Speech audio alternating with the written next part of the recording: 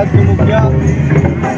और जैसा कि हमारे बड़े भाई बता रहे थे कि यहाँ पर करम पूर्व संध्या के शुभ अवसर पर बहुत दिनों से हम लोग इस तरह से करम पूर्व संध्या मनाते आ रहे हैं, लेकिन इस बार बहुत दुख और दुर्भाग्य के साथ कहना पड़ रहा है कि ये पूरे देश में जो कोरोना महामारी का बीमारी फैली हुई है और इसके कारण प्रशासन के द्वारा इस बार करम पूर्व संध्या नहीं मनाने का हम लोगों को आदेश दिया जा रहा था। फिर भी हम लोगों ने बहुत रिक्वेस्ट किया, बहुत जोर जबरदस्ती के साथ अपील करने के बाद भाई हमारा जो रीति रिवाज है, हमारा जो करम का जो पूजा पाठ है, हमारा जो पूर्वज करते आए हैं उसको हम लोग कैसे छोड़ सकते हैं। और यही उद्देश्य के साथ से हम लोग बहुत कम संख्या में सिर्फ 8-10 बुढ़ा मंडली को बुला करके आज हम लोग पूर्वजों का जो करम पूर्व संध्या करते आए हैं उसका हम लोग उसको पूरा कर रहे हैं।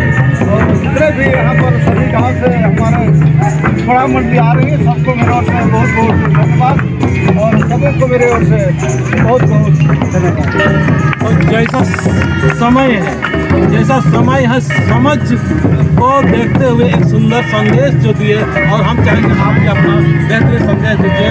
पूरा समाज ही नहीं पूरा विश्व में ये आपका वीडियो और आपका संदेश देखेंगे, पूरा विश्व को अपना परिचय देते हुए बताइए।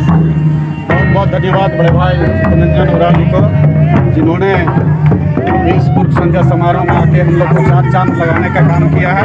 मैं तहे दिल से इस समिति की ओर से मैं आपको हार्दिक धन्यवाद देता हूँ और इस समारोह में अभिनंदन करता हूँ। खासकर यह पूर्व संध्या मनाने का हम लोग चारों प्रखंड जो बीड़ा उठाया है, बहुत सोच समझ के उठाया है।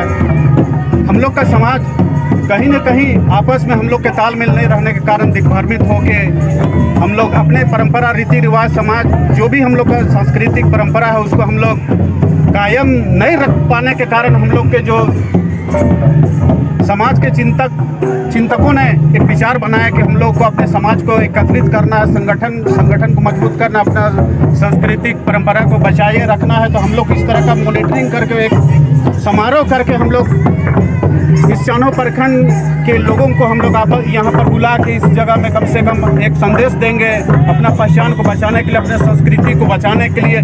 ये पहल हमारे समाज के बुद्धिजीवियों ने उठाया और बहुत ही अथक हम लोग का प्रयास रहा है। मैं इस समिति का उपाध्यक्ष होने के कारण मैं जितने भी यहाँ पर आए हुए सभी मैंने नृत्य मंडली को, तमाम जो गांव से आए हुए नृत्य मंडली को मैं तहे दिल से हार्दिक अभिनंदन करता हूँ, जोहार करता हूँ कि आप लोग अपने समाज के चिंता के कारण, यहाँ एकजुटता के कारण, हम लोग के समाज को भी एकजुट रखने के कारण जो मिसाल कायम चारों प्रखंड बनाया है, एक काबिल तारीफ है।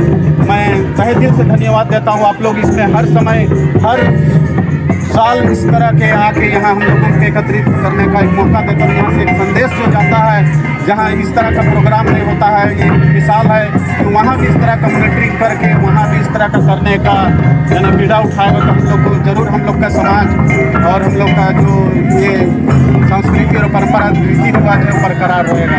मैं यही चंद शब्दों के साथ यहाँ पर आप सबों को आए हुए तहे दिल से शुभकामना देते हुए और इस कर्मा हम लोग को अच्छी तरह मनाना है। खासकर मैं नौजवानों को यह संदेश देना चाहूँगा कि हम लोग पर्व मनाएं तो स्वेच्छा से मनाएं, ऐसा नहीं कि पी के ही हम लोग पर्व मनाएं, है ना। पीने के बाद हम लोग को ज़्यादा उत्साह तो ज़रूर आता है, लेकिन पीने के बाद हम लोग का शरीर भी कुछ ना कुछ यानी डैमेज होता है। इसलिए हम लोग को बिना पिए ही हम लोग को ऐसा एक रीच फन करना है कि लोगों को लगे कि हाँ हम लोग इस तरह का करना है। इसलिए मैं ज़्यादा ना करता हूँ, चंद शब्दों के साथ मैं अपनी वाणी बंद करता हूँ। बहुत बहुत धन्यवाद।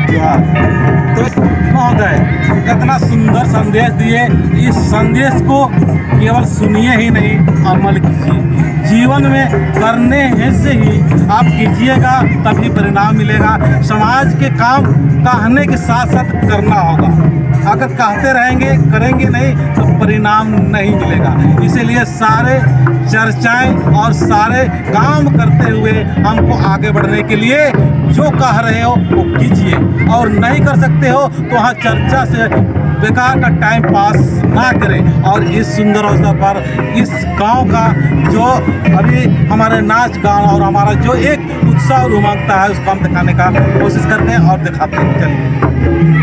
चलिए।